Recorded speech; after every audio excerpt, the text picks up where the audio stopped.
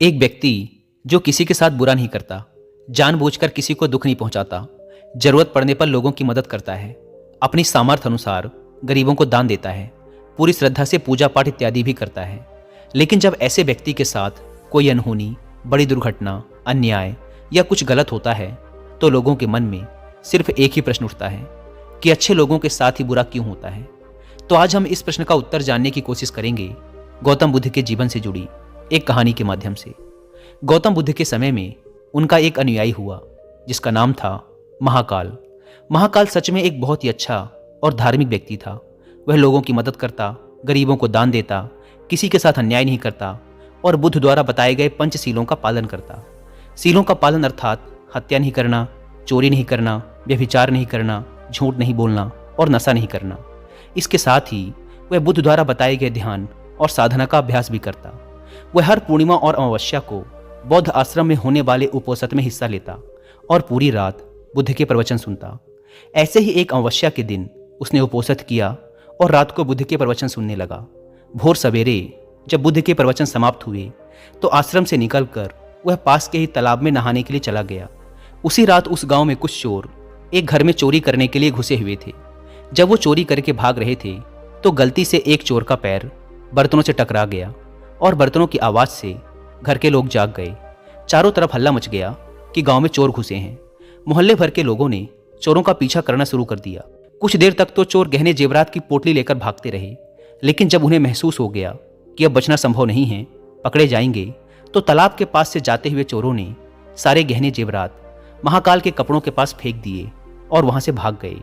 जब लोग वहां पहुंचे तो उन्होंने देखा कि चोरी का सारा सामान तो इस व्यक्ति के कपड़ों के पास पड़ा हुआ है। सभी लोगों ने महाकाल को ही चोर समझ लिया और तालाब से बाहर निकालकर उसे मारना शुरू कर दिया। वह कहता रहा कि मैं चोर नहीं हूं, मैं तो रात भर प्रवचन सुनकर आया हूं और यहां सिर्फ स्नान कर रहा था। मुझे नहीं पता ये चोरी का सामान यहां कैसे आ गया।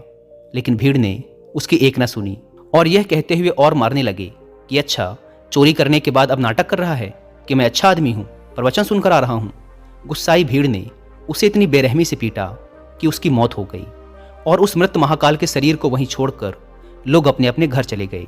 सुबह जब आश्रम के कुछ शिष्य तालाब में पानी लेने के लिए आए तो उन्होंने महाकाल के मृत शरीर को तालाब के पास पड़ा देखा। पूछने पर पता चला कि चोरी के आरोप में लोगों ने महाकाल को पीट पीट कर मार दिया। शिष्यों ने बुद्ध के पास जाकर ये दुखद खबर सुनाई कि बेचारे उपासक महाकाल को लोगों ने मार दिया। उसे उस गलती की सजा मिली जो उसने की भी नहीं थी। बुद्ध शिष्यों के द्वारा की जा रही अलग अलग बातों को बस ध्यानपूर्वक सुन रहे थे। तभी उनमें से एक शिष्य ने बुद्ध से पूछ ही लिया, बुद्ध, ये बात तो आप भी जानते हैं कि महाकाल कितना अच्छा इंसान था। उसने कभी किसी के साथ कुछ गलत नहीं किया, फिर उसके साथ ही इतना गलत क्यों हुआ? बुद्ध ने कहा, महाकाल इस जन्म में तो अच्छा था, लेकिन आज जो भी उसके साथ हुआ ये उसी के कर्मों का फल है जो उसने पूर्व जन्म में किए थे। अपने पिछले जन्म में महाकाल वाराणसी के राजा के यहाँ एक राज अधिकारी था। वाराणसी के पास एक बड़ा सा व्यावसायिक गांव था जहां पर पहुंचने के लिए एक जंगल को पार करना पड़ता था। लेकिन उस जंगल में कुछ लुटेरे रहते थे जो कि वहां से गुजरने वाले राहगीरों और छोटे व्यापारियों के सामानों को लूट लिया करते थे। व्यापारियों ने वाराणसी के राजा से अपनी सुरक्षा की गुहार लगाई तो वाराणसी के राजा ने अपने उस राज अधिकारी को कुछ सैनिकों के साथ व्यापारियों से कुछ धन लेकर उन्हें जंगल पार कराने के काम पर नियुक्त कर दिया। राज अधिकारी महाकाल भी अपने काम को पूरी ईमानदारी से कर रहा था।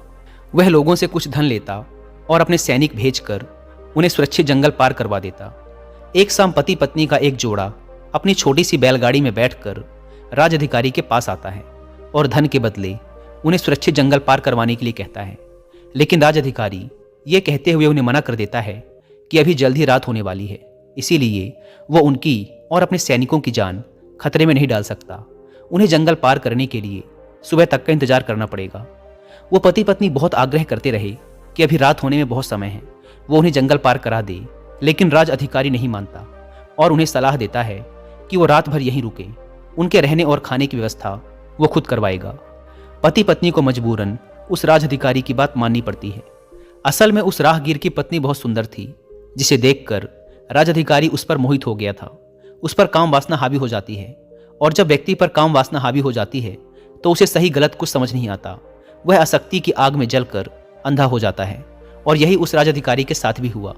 उसने उन दोनों पति पत्नी के रहने और खाने की व्यवस्था तो कर दी, लेकिन साथ ही वह उसकी पत्नी को पाने की तरकीबें सोचने लगा। उसे एक तरीका सूझा। उसके पास एक बड़ा सा हीरा था। उसने उस हीरे को रात में चुपके से उस आदमी के बैलगाड़ी के सामान में छुपा दिया और सुबह होते ही हल्ला मचा दिया कि उसका कीमती हीरा किसी ने चोरी कर लिया है। उसने अपने सैनिकों को आदेश दिया कि हर एक व्यक्ति की सामान की तलाशी लेने के बाद ही उसे आगे जाने दिया जाए। सैनिकों ने तलाशी ली तो योजना के अनुसार हीरा उस पति पत्नी की बैलगाड़ी के सामान में छुपा मिला। राज अधिकारी उस व्यक्ति को सभी के सामने यह कहते हुए पीटने लगा कि मैंने तेरे रहने और खाने की व्यवस्था की और तूने मेरे ही साथ गद्दारी की। उसके साथ उसके सैनिक भी उस आदमी को पीटने लगे और पीटते पीटते उस व्यक्ति की वही मौत हो गई। बाद में राज अधिकारी ने अपने रुतबे और दौलत के दम पर उस स्त्री को अपनी पत्नी बना लिया, क्योंकि पिछले जन्म में महाकाल ने सिर्फ उस स्त्री को प्राप्त करने के लिए उसके पति पर झूठा आरोप लगाकर बेवजह उसकी निर्मम हत्या कर दी थी। इसीलिए पिछले जन्म में ही उसकी मृत्यु के पश्चात उसे नर्क प्राप्त होता है और नर्क में बहुत दुख भोगने के बाद उसे यह इंसानी जीवन मिलता है। लेकिन इस जीवन में भी उसके पिछले कर्म उसका पीछा नहीं छोड़ते और उसके साथ भी वैसा ही होता है जैसा उसने उस स्त्री के पति के साथ किया था। महाकाल को उस चोरी की सजा मिलती है जो उसने की भी नहीं थी। उसने इस जन्म में तो अच्छे कर्म किए थे, लेकिन उसके पिछले जन्म के बुरे कर्मों की वजह से आज उसकी ये दुर्गति हुई है। बुद्ध ने आगे कहा, तो भिक्षुओं, अगर इस जन्म में किसी अच्छे व्यक्ति के साथ बुरा होता है तो यह उसके पुराने जन्मों के पाप ही होते हैं, जिनका फल उसे इस जन्म में भुगतना पड़ रहा है। इसीलिए मैं तुमसे कहता हूं कि अपने आज के कर्मों को सुधारो, ताकि तुम्हारे आने वाले जन्म भी सुधर जाएं।